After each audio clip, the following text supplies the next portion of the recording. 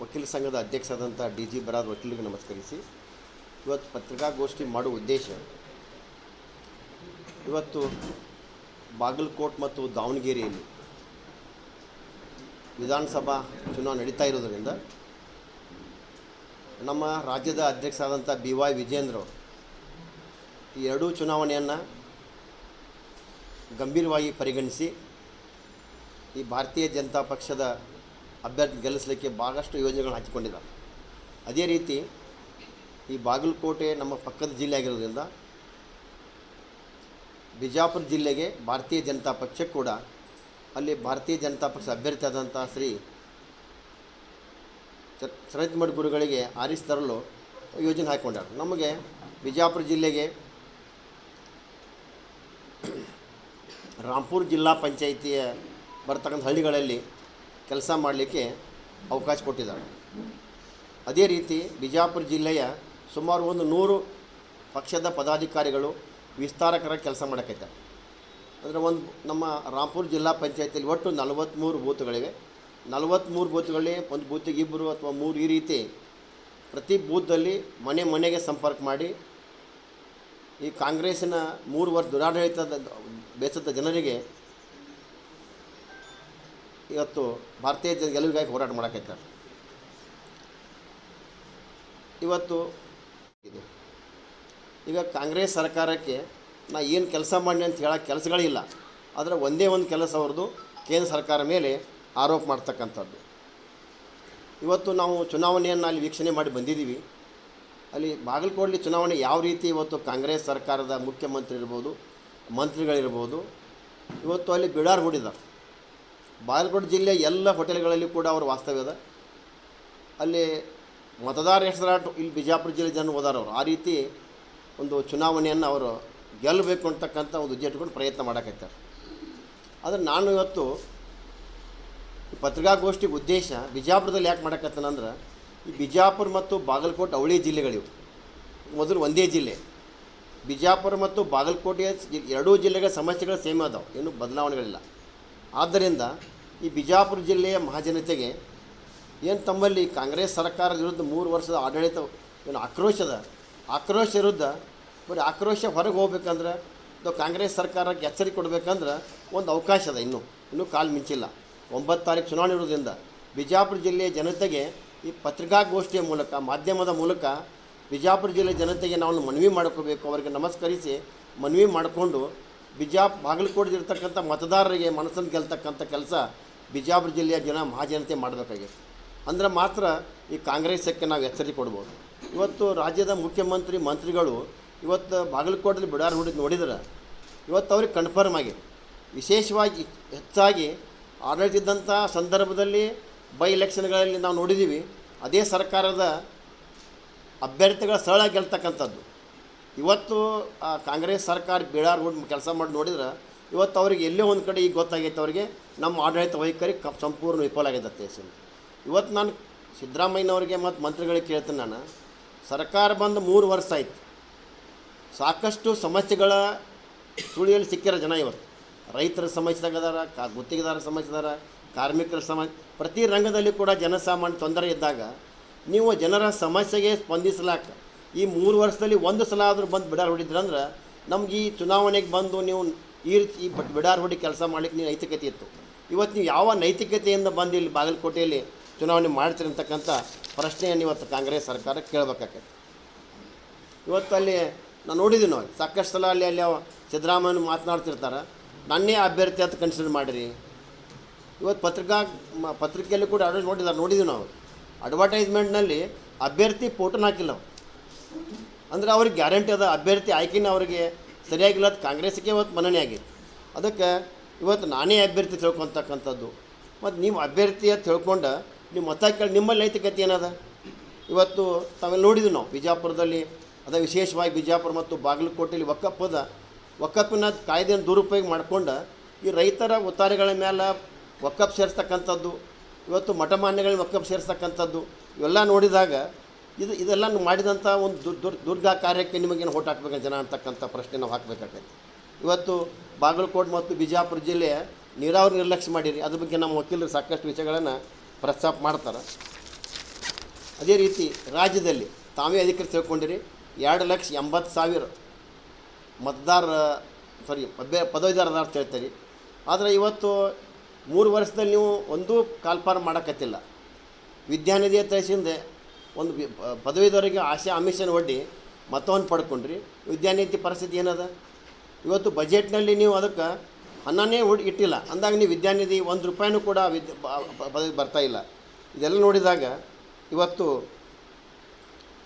ಸರ್ಕಾರಿ ಆಸ್ಪತ್ರೆಗಳಲ್ಲಿ ನೋಡ್ಬೇಕು. ಇವತ್ತು ನಾನು ನೋಡಿದಾಗ ನಾನು ನೋಡ್ತಿರ್ತೀನಿ ಅಲ್ಲಿ ಸರ್ಕಾರಿ ಆಸ್ಪತ್ರೆಯಲ್ಲಿ ಬಂದಂಥ ಬಡ ರೋಗಿಗಳಿಗೆ ಔಷಧಿಗಳನ್ನು ಆ ಸಂಬಂಧಪಟ್ಟ ರೋಗಕ್ಕೆ ಔಷಧ ಕೊಡಬೇಕಾದದನ್ನು ಬಿಟ್ಟು ಅವರಲ್ಲಿ ಯಾವ ಸ್ಟಾಕ್ ಅದ ತಿಳ್ಕೊಂಡು ಔಷಧ ಬರ್ತಕ್ಕಂಥ ಪರಿಸ್ಥಿತಿ ನಡೆದೈತೆ. ಅಂದರೆ ಆ ಟ್ರೀಟ್ಮೆಂಟ್ ಕೊಡ್ತಕ್ಕಂಥ ಔಷಧಿಗಳು ಆ ರೋಗಕ್ಕೆ ಕೆಲಸನ ಮಾಡೋದಿಲ್ಲ. ಈ ರೀತಿ ಬಡ ರೋಗಿಗಳಿಗೆ ಕೂಡ ಇವತ್ತು ತೊಂದರೆ ಕೊಡ್ತಾಯಿದ್ದೀರಿ. ಎಸ್ ಟಿ ನಿಗಮದ ಹಣ ದುರುಪಯೋಗ ಮಾಡ್ಕೊಂಡ್ರಿ. ಅದೇ ರೀತಿ ಅನ್ನ ಭಾಗ್ಯ ಒಂದು ಭಾಳ ದೊಡ್ಡ ಪ್ರಮಾಣದಾಗ ಹೇಳ್ಕೊತೀರಿ. 10 kg ಅಕ್ಕಿ ಕೊಟ್ಟು ಹೇಳ್ತೀರಿ. 10 kg ಅಕ್ಕಿ ಕೊಟ್ಟಿದ್ರೆ ನೀವು 5 kg ಅಕ್ಕಿ ಮಾತ್ರ ಬರ್ತಾಯಿದೆ. 5 kg ಅಕ್ಕಿ ನಿಮ್ಮದೇನದಲ್ಲ. ಕೇಂದ್ರ ಸರ್ಕಾರದ ನರೇಂದ್ರ ಮೋದಿ ಕೊಡ್ತಕ್ಕಂಥ ಅಕ್ಕಿಗೆ ಒಂದು ಕಾಲೇ ಚೀಲ ಅಷ್ಟೇ ನಿಮ್ಮದು. ದೊಡ್ಡ ಫೋಟೋ ಹಾಕ್ಕೊಂಡು ಇವತ್ತು ಏನಾದರೂ ಅದ್ರ ಲಾಭ ಪಡಿಬೇಕೈತಿರಿ. ಈ ರೀತಿ ಒಟ್ಟಾಗಿ ನಾನು ಈ ಬಿಜಾಪುರ ಜಿಲ್ಲೆಗೆ ಜನತೆಗೆ ಮನವಿ ಏನಂದ್ರೆ ಎಲ್ಲ ಗುತ್ತಿಗೆದಾರ ಇರ್ಬೋದು. ಯಾಕಂದ್ರೆ ಸಾಕಷ್ಟು ಸರ್ಕಾರ ಟೆಂಡರ್ ಕರೆದು ತಮ್ಮಿಂದ ಇನ್ವೆಸ್ಟ್ಮೆಂಟ್ ಮಾಡ್ಕೊಂಡು ಆ ಬಿಲ್ ಕೊಡದಂಥ ಪರಿಸ್ಥಿತಿ ಗುತ್ತಿಗೆದಾರ ಸಾಕಷ್ಟು ಇದ್ರಿ. ನೀವೆಲ್ಲ ಮನಸ್ಸು ಮಾಡಿ ಬಿಜಾಪುರ ಜಿಲ್ಲೆ ಗುತ್ತಿಗೆದಾರರು ಕೂಡ ಹೋಗ್ಬೇಕು ಬಾಗಲಕೋಟೆಗೆ. ನೀವೆಲ್ಲ ಇವತ್ತು ರೈತರಿಗೆ ಕೂಡ ಅನ್ಯಾಯ ಮಾಡಿದ್ರಿ. ಎಲ್ಲ ರಂಗ ವಿಫಲ ಆಗೈತಿ. ಒಟ್ಟಾಗಿ ನಮ್ಮ ಪತ್ರಿಕಾಗೋಷ್ಠಿ ಉದ್ದೇಶ ತಾವೆಲ್ಲ ಅಲ್ಲಿ ಬಾಗಲಕೋಟೆ ಜಿಲ್ಲೆಗೆ ಹೋಗಿ ಪ್ರಚಾರ ಮಾಡಿ ನೀವು ಆ ಚುನಾವಣೆಯನ್ನು ಕಾಂಗ್ರೆಸ್ಸನ್ನು ಸೋಲಿಸೋ ಮೂಲಕ ಒಂದು ಎಚ್ಚರಿಕೆಯನ್ನು ಕೊಟ್ಟಿದ್ದಾದರೆ ಮುಂದೆ ನಮ್ಮ ರಾಜ್ಯಕ್ಕೆ ಭವಿಷ್ಯ ಇದೆ, ಇಲ್ಲ ಅಂದ್ರೆ ಭವಿಷ್ಯ ಇಲ್ಲ ಅಂತಕ್ಕಂಥ ಒಂದು ಮಾತನ್ನು ಕೂಡ ನಾನು ಹೇಳಬೇಕಾಗತ್ತೆ. ಇಷ್ಟ ಪತ್ರಿಕಾಗೋಷ್ಠಿ ಮುಗಿಸ್ತಾ ಇದ್ದೀನಿ. ಬಸನಗೌಡ ಪಾಟೀಲ್ ಯತ್ನಾಳರು ಇವತ್ತು ಪ್ರಚಾರಕ್ಕೆ ಹೋಗಿದ್ದಾರೆ. ಒಬ್ಬ ಜಿಲ್ಲಾ ಅಧ್ಯಕ್ಷನಾಗಿ ನಾನು ಒಂದು ಮತಕ್ಕೂ ಬೆಲೆ ಕೊಡ್ತಕ್ಕಂಥ ವ್ಯಕ್ತಿ. ಆದರೆ ಪಕ್ಷ ಅವರಿಗೆ ನಾವು ಅಲ್ಲಿ ಕರೆದಿಲ್ಲ. ಅವರಾಗೆ ತನಗೆ ಆಪ್ತರು ಅಂತಕ್ಕಂಥ ಒಂದು ನೆಪ ಹೇಳ್ಕೊಂಡು ಪ್ರಚಾರ ಮಾಡ್ತಾ ಇದ್ದಾರೆ. ಅದಕ್ಕೆ ನಾವು ವಿರೋಧ ವ್ಯಕ್ತಪಡಿಸೋಕ್ಕೆ ಹೋಗೋದಿಲ್ಲ. ಆದರೆ ಇವತ್ತಿನ ಸಂದರ್ಭದಲ್ಲಿ ಬಸನಗೌಡರಿಗೆ ಒಂದು ಕೆಲವೊಂದು ಮಾತು ಹೇಳ್ತೀನಿ, ಇಚ್ಛಾಪಡ್ತೀನಿ. ಯಾಕಂದ್ರೆ ನಮ್ಮ ದೇಶದ ಹೆಮ್ಮೆ ಪ್ರಧಾನಿ ನರೇಂದ್ರ ಮೋದಿಯವರು ಈ ದೇಶ ದೊಡ್ಡ ಶಕ್ತಿಯಾಗಿ ಹೊರಹೊಮ್ಮಿದ್ದಾರೆ. ಇಡೀ ಭಾರತೀಯ ಜನತಾ ಪಕ್ಷ ಅವರನ್ನು ಗುರುವಿನ ಸ್ಥಾನ ನೋಡಕತ್ತೈತಿ. ಆದರೆ ಅವ್ರಿಗಿಂತ ದೊಡ್ಡವರಲ್ಲ ಬಸನಗೌಡ, ದೊಡ್ಡವರಲ್ಲ. ಬಸನಗೌಡ ದೊಡ್ಡ ವ್ಯಕ್ತಿ ಅಲ್ಲ. ನರೇಂದ್ರ ಮೋದಿಗಿಂತ ದೊಡ್ಡ ವ್ಯಕ್ತಿ ಏನಲ್ಲ. ಇವತ್ತು ಒಬ್ಬ ಯುವಕ 45 ವರ್ಷದ ನಿತಿನ್ ನಬೀನರನ್ನು ರಾಷ್ಟ್ರೀಯ ಅಧ್ಯಕ್ಷನಾಗಿ ಮಾಡಿದಾಗ ಇವತ್ತು ನಮ್ಮ ದೇಶದ ಪ್ರಧಾನಿ ನರೇಂದ್ರ ಮೋದಿಜಿಯವರು ಎಂಥ ದೊಡ್ಡ ವ್ಯಕ್ತಿತ್ವ ಅವ್ರದ್ದು. ಅವ್ರು ಎಂಥ ಮಾತನ್ನು ಹೇಳಿದ್ರಂದ್ರೆ ನಿತಿನ್ ನಬೀನ್ ಅವರಿಗೆ ರಾಷ್ಟ್ರೀಯ ಅಧ್ಯಕ್ಷರಿಗೆ ಈಸ್ ಮೈ ಬಾಸ್ ಅಂದರು. ಆದರೆ ಇವತ್ತಿನ ಸಂದರ್ಭದಲ್ಲಿ ನಾನು ಬಸನಗೌಡ ಪಾಟೀಲ್ ಯತ್ನಾಳರಿಗೆ ನಾನು ಮನವಿ ಮಾಡ್ತಾಯಿದ್ದೀನಿ. ನೀವು ಎಲ್ಲಿ ಆ ರಾಜ್ಯಾಧ್ಯಕ್ಷ ಒಂದು ಹುದ್ದೆ ಅಂತಕ್ಕಂಥದ್ದು ಅದು ಸ್ವಯಂ ಘೋಷಿತ ಹುದ್ದೆ ಅಲ್ಲ. ನೀವು ಸ್ವಯಂ ಘೋಷಿತವಾಗಿ ಮುಖ್ಯಮಂತ್ರಿ ಅಂದ್ಕೋತೀರಿ, ಆ ಥರ ಅಲ್ಲ ಅದು. ಅವ್ರು ರಾಷ್ಟ್ರೀಯ ನಾಯಕರೇ ಅದನ್ನು ಆ ಸ್ಥಾನವನ್ನು ತುಂಬಿದ್ದಾರೆ ಅವರಿಗೆ. ನೀವು ರಾಷ್ಟ್ರೀಯ ನರೇಂದ್ರ ಮೋದಿಯವ್ರ ಬಗ್ಗೆ ಒಳ್ಳೆಯ ಮಾತನಾಡ್ತೀರಿ, ರಾಷ್ಟ್ರೀಯ ನಾಯಕರ ಬಗ್ಗೆ ಒಳ್ಳೆಯ ಮಾತನಾಡಿ ನೀವು ರಾಜ್ಯಾಧ್ಯಕ್ಷರಿಗೆ ಕೆಟ್ಟದಾಗಿ ಮಾತನಾಡ್ತೀರಂದ್ರೆ ಇದು ಯಾವ ಲೆಕ್ಕ? ಇಂಡೈರೆಕ್ಟಾಗಿ ನೀವು ಪಕ್ಷಕ್ಕೇ ಬೇದಂಗೆ, ಇವತ್ತು ನರೇಂದ್ರ ಮೋದಿಯವ್ರಿಗೆ ಬೇದಂಗೆ.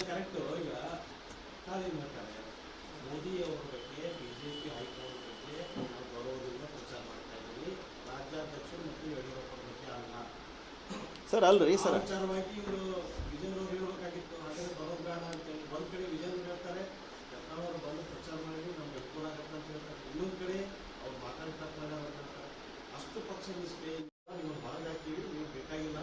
ಸರ್ ಒಂದು ಮಾತನ್ನು ಹೇಳ್ತೀನಿ ನಾನು. ಸರ್ ನಾನು ಒಂದು ಮಾತು ಹೇಳ್ತಾ ಇದ್ದೀನಿ ನಿಮಗೆ. ಈಗ ಬಸನಗೌಡ ಪಾಟೀಲ್ ಯತ್ನಾಳ್ ಬಿಡ್ರಿ. ಇವತ್ತು ಒಬ್ಬ ಕಾಂಗ್ರೆಸ್ಸಿನ ಮತದಾರ ಅವ್ನು ಬಿಡೋದು ಬೇಡ. ಅವ್ನು ಹಿಡ್ಕೊಂಡು ಹೇಳ್ತೀನಿ ನಾನೀಗ. ಅವ್ನು ಹಿಡ್ಕೊಂಡು ಹೇಳ್ತಾ ಇದ್ದೀನಿ. ಒಬ್ಬ ಕಾಂಗ್ರೆಸ್ಸಿನ ಮತದಾರ ಇವತ್ತು ಕಾಂಗ್ರೆಸ್ಸಿನ ಮತದಾರ ಕಾಂಗ್ರೆಸ್ ಪಕ್ಕ ಕಾಂಗ್ರೆಸ್ ಅವ್ನು ಎಲ್ಲೇ ಒಂದು ಕಡೆ ನೋವಾಗಿ ಇವತ್ತು ನಾ BJPಗೆ ಓಟ್ ಹಾಕ್ತಂದ್ರೆ ಬ್ಯಾಡ್ನಕ್ಕಾಕೈತೆ. ರಾಜ್ಯಾಧ್ಯಕ್ಷ ಬೇಡ, ಜಿಲ್ಲಾ ನಾನು ಬ್ಯಾಡ್ನಕ್ಕಾಗೋದು. ಓಟ್ ಹಾಕೋದು ಅದು ತಪ್ಪು ಕಲ್ಪನೆ. ಯಾಕಂದ್ರೆ ಬಸನಗೌಡ ಪಾಟೀಲ್ ಯತ್ನಾಳರನ್ನು ಗೆಲ್ಲಿಸಿದಂಥ ಭಾಳಷ್ಟು ಭಾರತೀಯ ಜನತಾ ಪಕ್ಷದ ಬಿಜಾಪುರದ ಕಾರ್ಯಕರ್ತರು ಇವತ್ತು ಚುನಾವಣೆಯಲ್ಲಿ ಅಲ್ಲಿ ಬಾಗಲಕೋಟೆ ಚುನಾವಣೆಯಲ್ಲಿ ಭಾಗಿಯಾಗಿದ್ದಾರೆ. ಬಸವನಗೌಡನ ಗೆಲ್ಲಿಸಿದಂಥವ್ರೇ ಕಾರ್ಯಕರ್ತರಾಗಿದ್ದಾರೆ. ಬಸವನಗೌಡರಿಂದ ನಾನು ಹೇಳುವಂಥ ಮಾತು, ಒಂದು ಫೋಟೋನು ಕೂಡ ಇಂಪಾರ್ಟೆಂಟ್ ಅಂತಕ್ಕಂಥ ವ್ಯಕ್ತಿ ನಾನು. ಬಸವನಗೌಡರಿಂದ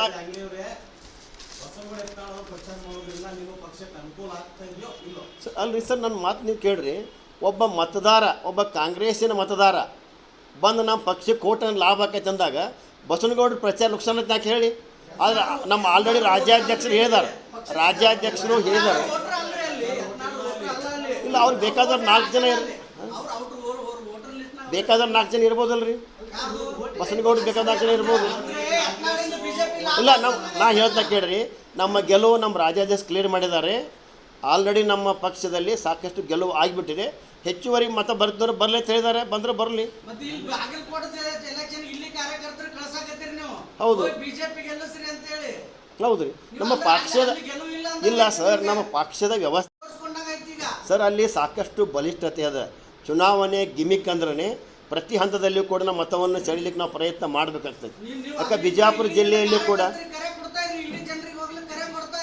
ನಾವು ಕರೆಕ್ಟ್ ಅಲ್ಲ ಸರ್. ಮತ್ತು ಚುನಾವಣೆ ಅದ, ನಾವು ಎಷ್ಟು ನಾವು ಹೆಚ್ಚು ಮತ ಬರ್ತಾವೆ ನಮಗೆ ಅಷ್ಟು ಶಕ್ತಿ ಬರ್ತದೆ. ನಾವು ಯಾಕೆ ನಾವು ಪ್ರಯತ್ನ ಮಾಡಬಾರ್ದು? ಇನ್ನೊಂದು ಇದಕ್ಕೆ ಕಾರಣ, ಇದು ಉಪಚುನಾವಣೆ ಇರೋದರಿಂದ ನಾವು ಇಡೀ ರಾಜ್ಯದಲ್ಲಿ ನಾವು ಬಿಜಾಪುರ ಜಿಲ್ಲೆ ಅಷ್ಟೇ ಅಲ್ಲ, ಪಕ್ಕದ ಜಿಲ್ಲೆಯಲ್ಲಿ ಕೂಡ ನಾವು ವಿಸ್ತಾರಕರಣ ಪ್ರತಿ ಬೇರೆ ಬೇರೆ ಜಿಲ್ಲೆ ಹೋಗ್ತಕ್ಕಂಥ ವ್ಯವಸ್ಥೆ ನಾವು ಮೊದಲಿಂದಲೂ ಬಂದ ಪದ್ಧತಿ ಅದು. ನಾವು ಈಗ ಸೋಲ್ತೀವತ್ತಂತಕ್ಕಂಥ ಗೆಲ್ತಂತಕ್ಕಂಥ ವಿಚಾರ ಅಲ್ಲ.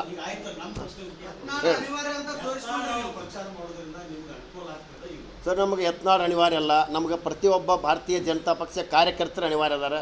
ಬಸವನಗೌಡರನ್ನ MLA ಮಾಡಿ ಮಂತ್ರಿ ಮಾಡಿದವರ ಕಾರ್ಯಕರ್ತರು ಕಳಿಸಿ ನಾವು ವಿಜಯಪುರದಿಂದ ಅಲ್ಲಿ ಬಸವನಗೌಡರು ಒಬ್ಬರು ಅನಿವಾರ್ಯ ಅಂತ ಕೇಳ್ತೀರಿ ನೀವು? ಪ್ರಚಾರ ಮಾಡಬಾರ್ದಂತ ಯಾಕೆ ಹೇಳ್ಕೊಂಡ್ರೆ ಅವ್ರು ವೈಯಕ್ತಿಕ ವಿಚಾರದವರು. ಬಸ್ ಅವ್ರಿಗೆ ಸಂಬಂಧ ಮಾಡಲಿ, ಪ್ರಚಾರ ಮಾಡಲಿಲ್ಲ ಅಲ್ರಿ ನಾವು ಸರ್.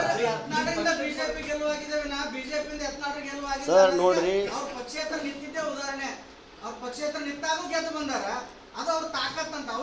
ನಾನು ಹೇಳ್ತಾ ಇದ್ದೀನಿ, ಪಕ್ಷೇತರ ಚುನಾವಣೆಗೂ ಇವತ್ತಿನ ಚುನಾವಣೆಗೂ ಗಜ ಅಂತಾರೆ. ಪಕ್ಷೇತರ ಚುನಾವಣೆ ಇಲ್ತಕ್ಕ ಸಂದರ್ಭದಲ್ಲಿ ಅವು ನಡವಳಿಕೆಗಳ ಲೆಕ್ಕದನೇ ಬೇರೆ ಇತ್ತು, ಇವತ್ತಿನ ನಡವಳಿಕೆ ಲೆಕ್ಕ ಬೇರೆ ಅದ. ಅವತ್ತು ಇಡೀ ಬಿಜಾಪುರ ಜಿಲ್ಲೆ ಭಾರತೀಯ ಜನತಾ ಪಕ್ಷದ ಭಾಳಷ್ಟು ಪಂಚಾಯತ್ ಮೆಂಬರ್ಗಳು ಸ್ಥಳೀಯ ಚುನಾವಣೆಗಳು ಒಂದು ಮೊದಲೇ ಮತವನ್ನು ಭಾರತೀಯ ಜನತಾ ಪಕ್ಷ ಹಾಕಿ ಉಳಿದು ಇನ್ನೂ ಅವಕಾಶ ಯಾಕೆ ಬಿಡಬೇಕು ಬಿಜಾಪುರ ಜಿಲ್ಲೆ ಬೆಲೆ ಕೊಟ್ಟಿದ್ದಾರೆ.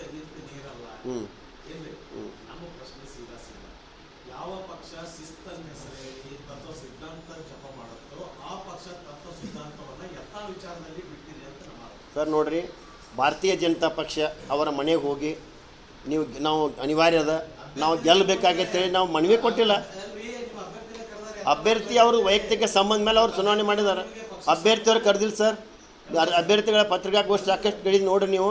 ಅವ್ರ ಪತ್ರಿಕಾಗೋಷ್ಠಿಯಲ್ಲಿ ಮಾಧ್ಯಮದವ್ರು ಕೇಳಿದ ಪ್ರಶ್ನೆಗೆ ಅವ್ರು ಮಾಡಕ್ಕೆ ಬರ್ತೀನಿ ಅಂದಾರೆ. ಮಾಡಕ್ಕೆ ಬೇಡತ್ತ ಯಾರು ಹೇಳ್ತಾರೆ ಹೇಳಿ ಸರ್? ಚುನಾವಣೆ ಮಾಡಕ್ಕೆ ಬಂದಾಗ ಯಾರು ಬೇಡ ಹೇಳ್ತಾರೆ? ನಿಮ್ಮ ರಾಜ್ಯಾಧ್ಯಕ್ಷರಾದಾಗಿ ರಾಮುಲು ಅವರು ಸಹಿತ ಯತ್ನಾಳರು ಬರಬೇಕು, ರಮೇಶ್ ಜಾರಕಿಹೊಳಿ ಅವರು ಸಹಿತ ಯತ್ನಾಳರು ಬರಬೇಕು. ಸರ್ ನಿಮ್ಮ ಕೇಳಿದ ಪ್ರಶ್ನೆಗಳಿಗೆ ಉತ್ತರ ಅದನ್ನೇ ಕೊಡಬೇಕಾಗೈತೆ. ನಾವು ಬೇಡ ಹೇಳಕ್ಕಾಗೋದಿಲ್ಲ.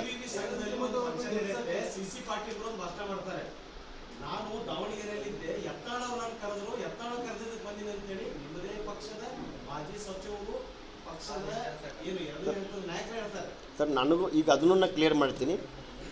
ಈ ನಮ್ಮ ರಾಜ್ಯ ನಾಯಕರಲ್ಲಿ ತಮಗೆಲ್ಲ ಗೊತ್ತದ, ರೇಬಲ್ಸ್ ಅತ್ಯಾಚಿಂದ ಅವ್ರು ಓಡಾಕತ್ತಾರೆ. ಈಗ ಆ ರೇಬಲ್ಸ್ ಜೊತೆನೂ ಕೆಲವೊಂದು ಜನ ಇನ್ನೂ ಸ್ವಲ್ಪ ಮಿಂಗಲ್ ಆಗ್ತಕ್ಕಂಥ ಒಂದು ಸಂದರ್ಭಗಳದಾವೆ.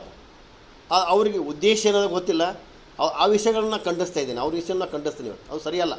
ಒಬ್ಬ ಪಕ್ಷದ ಒಬ್ಬ ಶಿಸ್ತಿನ ಸಿಪಾಯಿಯಾಗಿ ಕೆಲಸ ಮಾಡಬೇಕಾದಂಥ ಇವತ್ತು ಭಾರತೀಯ ಜನತಾ ಪಕ್ಷದ ಲಾಭವನ್ನು ತೆಗೆದುಕೊಂಡು ಈ ರೀತಿ ದುರ್ವರ್ತನೆ ಯಾರು ಮಾಡಿದ್ರು ಕೂಡ ಆ ವಿಷಯ ನಾನು ಖಂಡಿಸ್ಲಿಕ್ಕೆ ಸಿದ್ಧನಿದ್ದೀನಿ.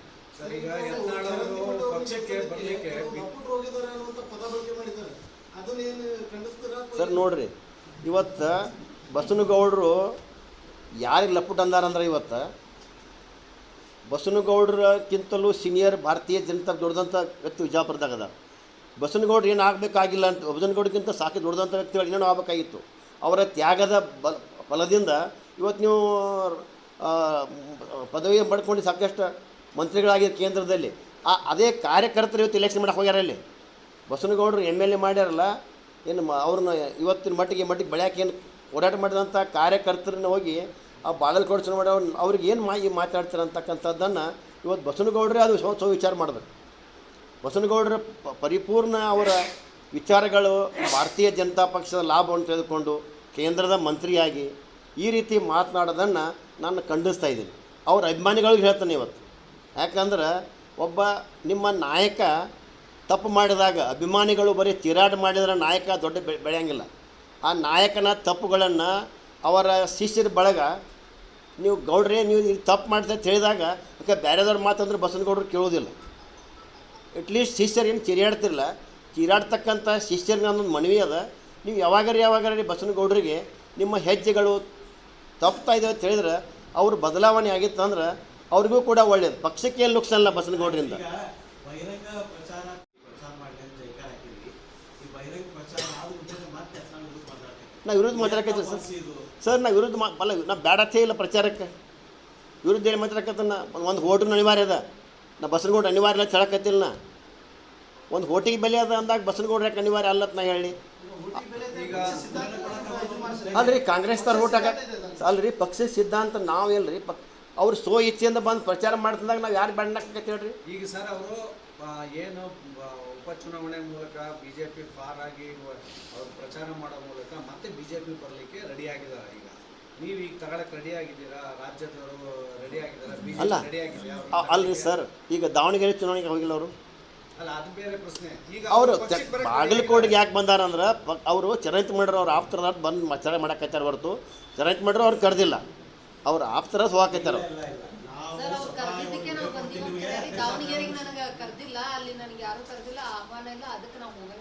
ನೋಡ್ರಿ ಅಲ್ಲ, ಮತ್ತೆ ಪಕ್ಷಕ್ಕೆ ಸೇರ್ಪಡೆ ವಿಚಾರಕ್ಕೆ ಚರ್ಚೆ ಮಾಡ್ತೀರಿ ಈಗ?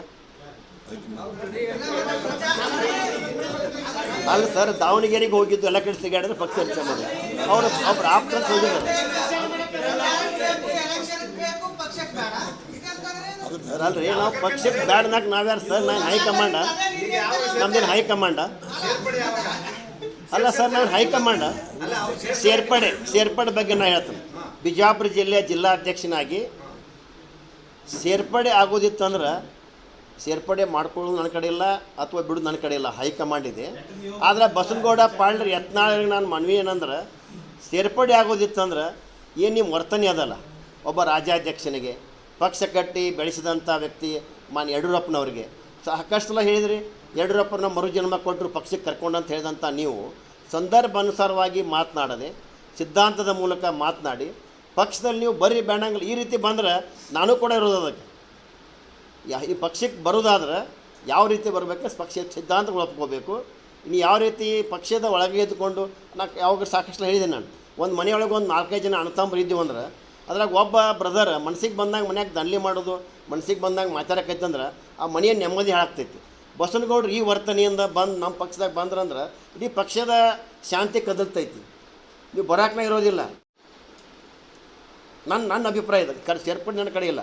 ಈಗ ಅವ್ರನ್ನ ಸ್ವಾಗತ ಮಾಡ್ತಾ ಇದ್ದೀರಿ. ಈಗ ಅವರು ನಿಮ್ಮಲ್ಲೇ ಒಂದಷ್ಟು ವಿರೋಧಿಗಳಿದ್ದಾರೆ, ಅವ್ರ ವಿರೋಧಿಗಳಿದ್ದಾರೆ ವೈಯಕ್ತಿಕವಾಗಿ.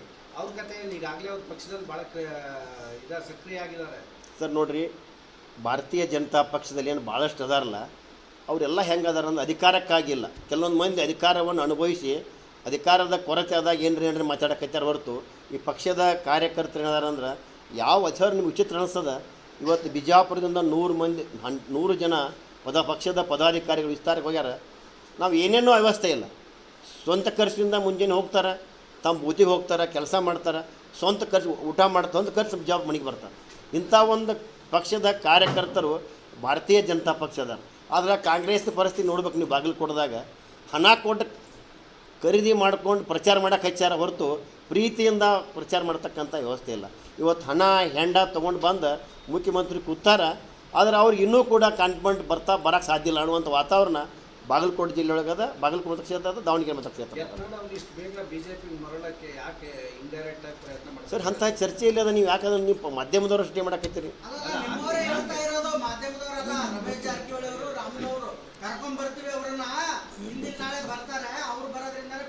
ಸರ್, ಅವ್ರು ವೈಯಕ್ತಿಕ ಯಾರು ತಾವು ಬೇಕಾಗಿ ಮಾತಾಡ್ಬೋದು. ಆದರೆ ಪಕ್ಷದಲ್ಲಿ ಅಂಥ ಚರ್ಚೆಗಳು ಏನು ನನಗೆ ನಡೆದಿಲ್ಲ. ವೈಯಕ್ತಿಕ ನೋಡಿ ಸರ್, ವೈಯಕ್ತಿಕ ನಾನು ಅವ್ರ ಬಿಜಾಪುರ ಜಿಲ್ಲೆಯವನಾಗಿ ನಾನು ವಿರೋಧ ಮಾಡೋಕ್ಕಾಗೋದಿಲ್ಲ. ನಾವು ಬಸವನಗೌಡ ಪಾಳ್ಯ ಯತ್ನಾಳಿಗೆ ನನ್ನ ಮನವಿ ಅದ, ನಿಮ್ಮ ವರ್ತನೆಗಳ ಬದಲಾವಣೆ ಆಗಲೇಬೇಕು. ಅದಕ್ಕೆ ನಿಮ್ಮ ಭವಿಷ್ಯದ ನಿಮ್ಮ ಕಾರ್ಯಕರ್ತ ಅಭಿಮಾನ ಹಿಂಗೇನು ಹೇಳ್ತಾರೆ ಗೊತ್ತಿಲ್ಲ. ಆದರೆ ಪಕ್ಷದ ಶಿಸ್ತಿನ ಒಬ್ಬರ ಜಿಲ್ಲಾಧ್ಯಕ್ಷ ನಾನು ಹೇಳ್ತೀನಿ, ನಮ್ಮ ಪಕ್ಷದಲ್ಲಿ ನೀವು ಬರುವುದಾದ್ರೆ ಅಥವಾ ಪಕ್ಷದಲ್ಲಿ ಬಂದು ಮತ್ತೇನು ನೀವು ಅಧಿಕಾರ ಪಡಿತಕ್ಕಂಥ ಆಸೆ ಏನಿತ್ತಂದ್ರೆ ನಿಮ್ಮ ವರ್ತನೆಯಲ್ಲಿ ಬದಲಾವಣೆ ಆಗಬೇಕು ಹೊರತು ಯಾವ್ದಂತ ಒಂಚೂರು ಹೇಳಿ. ಅಲ್ಲ ಸರ್. ಮತ್ತು ಪಕ್ಷದ ರಾಜ್ಯದ ಅಧ್ಯಕ್ಷರಿಗೆ ಮಾತನಾಡ್ತೀನಿ ಮನಸ್ಸಿಗೆ ಬಂದಂಗೆ. ಇವತ್ತಿನ ಪಕ್ಷದ ಪದಾಧಿಕಾರಿಗಳು ಜಿಲ್ಲೆ ಪದಾಧಿಕಾರಿಗಳು ಸರ್ ಒಂದು ಮಾತು ಹೇಳ್ತೇನೆ ನಿಮಗೆ. ಮೊನ್ನೆ ಕಾರ್ಪೊರೇಷನ್ ಇಲೆಕ್ಷನ್ದಾಗ ಬಸನಗೌಡ ಪಾಟೀಲ್ ಯತ್ನಾಳರು ತಮಗೆ ವೈಯಕ್ತಿಕವಾದಂಥ ಅದು ಪಕ್ಷದ ಪದಾಧಿಕಾರಿಗಳನ್ನು ಸಾಕಷ್ಟು ಅವ್ರ ಜೊತೆ ದುಡ್ದಂಥವ್ರದ ಅಂಥವ್ರನ್ನ ಕೂಡ ಕನ್ಸಿಡರ್ ಮಾಡಾರದೆ ಕಾರ್ಪೊರೇಟರ್ನ ಮಾಡ್ತಕ್ಕಂಥ ಪ್ರಯತ್ನ ಮಾಡಿದ್ರು. ಆದರೂ ಕೂಡ ಆ ಪದಾಧಿಕಾರಿ ಇನ್ನೂ ಪಕ್ಷ ಗಟ್ಟಿಯಾಗಿ ಉಳಿದಾರೆ. ಅಂಥ ಪದಾಧಿಕಾರಿ ನಮ್ಮ ಭಾರತೀಯ ಜನತಾ ಪಕ್ಷ ಅದ. ಸೋಷಿಯಲ್ ಮೀಡಿಯಾ ಒಳಗೆ ಅದೇ ಫೋಟೋ ವೈರಲ್ ಆಗ್ತಾ ಇದೆ. ಟೈಪ್ ಆಗಿದ್ದಾರೆ. ಮತ್ತೊಬ್ಬ ಮಾಜಿ ಸಚಿವರು ಅವ್ರ ಜೊತೆಗೆ ನಿಂತಿದ್ದಾರೆ. ಮೊನ್ನೆ ಸುಟ್ಕೇಸ್ ಗಿರಾಕಿ ಅಂತ ಕಾಮೆಂಟ್ ಕೂಡ ಹಾಕಿದ್ದಾರೆ. ಅದಕ್ಕೇನು ನನಗೆ ಅದೇನೋ ಕ್ಲಿಯರ್ ಗೊತ್ತಾಗ್ತಿಲ್ಲ. ಕಾರ್ಪೊರೇಷನ್ ಇಲೆಕ್ಷನ್ ಸಂಬಂಧಪಟ್ಟಂಗೆ ಅಮಿತ್ ಮುಶ್ರೀಫ್ ಅವ್ರ ಜೊತೆ ಅಪ್ಪು ಪಟೇಲ್ ಜೊತೆ ನಿಂತಿರೋ ಫೋಟೋ ವೈರಲ್ ಆಗ್ತಾ ಇದೆ. ಹಾಂ, ಅದ್ರ ಬಗ್ಗೆ ಏನು ಹೇಳ್ತೀವಿ? ನನಗೆ ಇನ್ನೊಂದು ಸ್ವಲ್ಪ ಕ್ಲಿಯರ್ ಮಾಡಿರೋದನ್ನ ಸಮಸ್ಯೆ ಕ್ಲಿಯರ್ ಗೊತ್ತಾಗ್ತಿಲ್ಲ. ನಿಮ್ಮ ಮಹಾನಗರ ಪಾಲಿಕೆ ಚುನಾವಣೆ ಸಂದರ್ಭದಲ್ಲಿ ಹ್ಞೂ ಅಪ್ಪು ಪಟೇಲ್ ಶೆಟ್ಟಿ ಅವರು ಅಮಿತ್ ಮುಶ್ರೀಫ್ ಅವ್ರ ಜೊತೆ ನಿಂತಿರೋ ಫೋಟೋ ವೈರಲ್ ಆಗ್ತಾ ಇದೆ. ಕೆಳಗಡೆ ಕಾಮೆಂಟ್ಗಳಾಗ್ತಾ ಇದ್ದಾರೆ. ಸುಟ್ಕೇಸ್ ಗಿರಾಕಿ ಸರ್ ನೋಡ್ರಿ, ಬರೀ ಫೋಟೋ ಹಿಡ್ಕೊಂಡು ಹೇಳೋಕ್ಕಾಗೋದಿಲ್ಲ. ಅವ್ರು ಏನಾರ ಅಂಥ ಒಂದು ಅವ್ರಿಗೆ ಆ ಥರ ಪ್ರೂಫ್ ಇದ್ದು ಅಂದ್ರೆ ಪಕ್ಷ ಭಾಳಷ್ಟು ಬಲಿಷ್ಠ ಅದ ಇವತ್ತು ಭಾರತೀಯ ಜನತಾ ಪಕ್ಷ. ಅಲ್ಲಿ ಹೈಕಮಾಂಡಿಗೆ ಕಂಪ್ಲೇಂಟ್ ಕೊಡ್ರಿ. ಆ ಥರ ಇದ್ದರೆ ಆ ಥರ ಸುಮ್ಮನೆ ಆರೋಪ ಮಾಡೋದು ಸರಿಯಲ್ಲ. ವಿಜಯಪುರದಲ್ಲಿ ಬಿಜೆಪಿ ಒಡೆದ ಮನೆ ಆಗ್ತಾ ಇದೆ. ಕಾರ್ಯಕರ್ತರು ಪದಾಧಿಕಾರಿಗಳು ಇವರು ವೈಯಕ್ತಿಕ ತೇಜೋವಧಿಗಳು. ಸರ್ ನೋಡ್ರಿ, ನಮ್ಮ ರಾಜ್ಯದ ಅಧ್ಯಕ್ಷರು ಬಿ.ವಾ. ವಿಜಯೇಂದ್ರ ಭಾಳ ಸ್ಟ್ರೆಂತ್ ಪರ್ಸನ್ ಅದಾರ. ಇವತ್ತು ತಾವು ನೋಡಿದ್ರಿ ಬಾಗಲಕೋಟದಲ್ಲಿ ಘಟಾನುಘಟಿಗಳು ಎಲ್ಲ ವಿರೋಧಿಗಳಿದ್ರು ಅವಾಗ. ನಿರಾಣಿಯರು ಇರ್ಬೋದು, ಇವತ್ತು ಎಲ್ಲ ಭಾಳಷ್ಟು ಚಾಲೆಂಜ್ ಮಾಡ್ರಿ. ಹಿಂಗೆ ಭಾಳಷ್ಟು ಸಮಸ್ಯೆಗಳಿದ್ದು ಪೂಜಾರಿ ಅವರು ಇವತ್ತು ಅಲ್ಲಿ ಚುನಾವಣೆ ಮಾಡೋದು ನೋಡಿದ್ರೆ ನಮ್ಗೆ ಹೆಮ್ಮೆ ಅನ್ನಿಸ್ತದೆ. ಅದೇ ರೀತಿ ಇವತ್ತು ದಾವಣಗೆರೆಯಲ್ಲಿ ಕೂಡ ಕಳೆದ ಸಲ ಸ್ಪರ್ಧಿಸಿ ಈಗ ಟಿಕೆಟ್ ಸಿಗದಾರಂಥ ವ್ಯಕ್ತಿ ಕೂಡ ಇವತ್ತು ಅವ್ರ ಹೇಳಿಕೆಗಳನ್ನ ಗಮನಿಸಿದ್ರೆ ಗೊತ್ತಾಗ್ತೈತಿ ಭಾರತೀಯ ಜನತಾ ಪಕ್ಷ ಶಿಸ್ತದ ಅಂತಕ್ಕಂಥದ್ದು ಗೊತ್ತಾಗ್ತದೆ. ಬಿಜೆಪಿಯಿಂದ ಯತ್ನಾಳ್ ಅವರು ಉಚ್ಚಾಟನೆ ಆದಂಥ ಸಂದರ್ಭದಲ್ಲಿ ನಿಮ್ಮಲ್ಲಿ ಸಂಭ್ರಮಾಚರಣೆ ಆಗಿದೆ. ಈಗ ಅವರು ಬಂದಿದ್ದಕ್ಕೆ ಮತ್ತೆ ಸಂಭ್ರಮಾಚರಣೆ ಆಗ್ತಾ ಇದೆ. ವೈಯಕ್ತಿಕವಾಗಿ ಪ್ರಚಾರ ಸಂಭ್ರಮಾಚರಣೆ ಏನು ಮಾಡಿವಿ ಸರ್ ನಾವು? ಸಂಭ್ರಮಾಚರಣೆ ಮಾಡಿವಿ. ಸಾಮಾಜಿಕ ಜಾಲತಾಣದಲ್ಲಿ ಬಹಳ ದೊಡ್ಡದಾಗಿ ಹಾಕೊಳ್ತಾ ಇದ್ದಾರೆ. ಇಲ್ಲ ಸರ್, ಸಂಭ್ರಮಾಚರಣೆ ಏನಿಲ್ಲ. ಸಂಭ್ರಮಾಚರಣೆ ಮಾಡ್ತಾರೆ. ಸ್ವಾಗತ ಯಾವಾಗ ಮಾಡ್ತೀರಿ? ಸ್ವಾಗತ ನಮ್ಮ ಕಡೆ ಇಲ್ಲ ಸರ್. ನಾನು ಜಿಲ್ಲಾ ಅಧ್ಯಕ್ಷ, ನನ್ನ ಕೈಲಿ ಸರ್. ಯತ್ನಾಳ್ಗೆ ಬಿ ಜೆ ಪಿ ಅನಿವಾರ್ಯ. ಯತ್ನಾಳ್ಗೆ ಬಿ ಜೆ ಪಿ ಅನಿವಾರ್ಯ. ಬಿ ಜೆ ಪಿಗೆ ಯತ್ನಾಳ್ ಅನಿವಾರ್ಯವಲ್ಲ. Right sir, thank you.